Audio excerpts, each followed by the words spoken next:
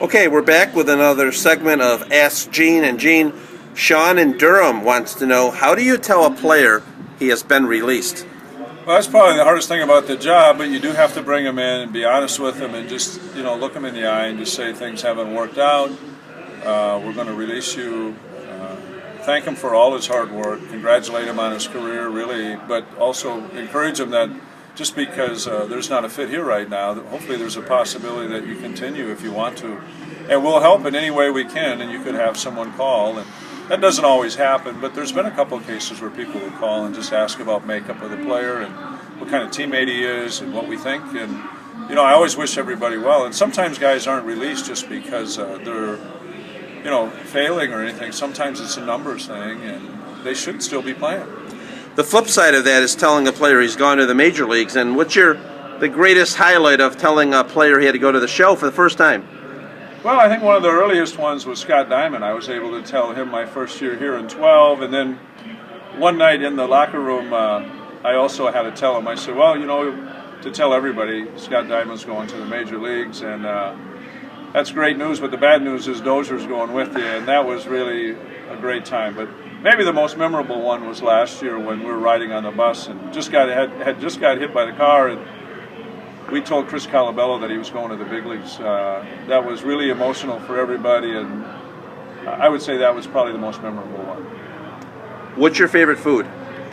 I'd have to say breakfast, and anything that has to do with breakfast I like. I don't think there's any type of breakfast that I don't.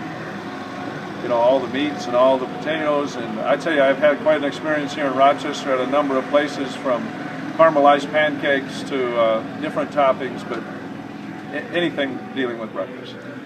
If you weren't a baseball player, you would be?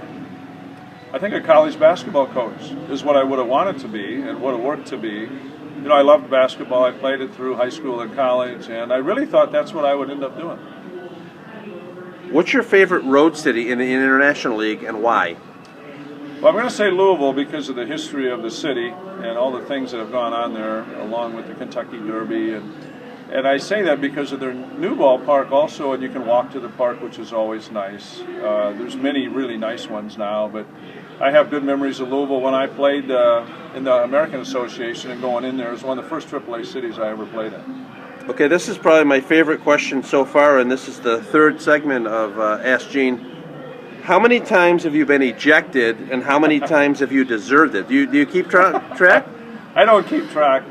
There has been a number of them, especially when I was a younger manager. Here, I haven't been ejected that many times, and I would have to say about 3 of them here I never thought I deserved, but I got, once they throw you out, you're done. But I used to get thrown out more when I was a younger manager. Well, and I'm going to add to that and ask you a question, and keep in mind this is a family website. What's the automatic way to get ejected from an umpire? You missed it. Oh, really? You missed it, or you can't argue balls and strikes, and you can't argue check swings. So, if you labor too long on those 2 topics, you're going to get thrown out.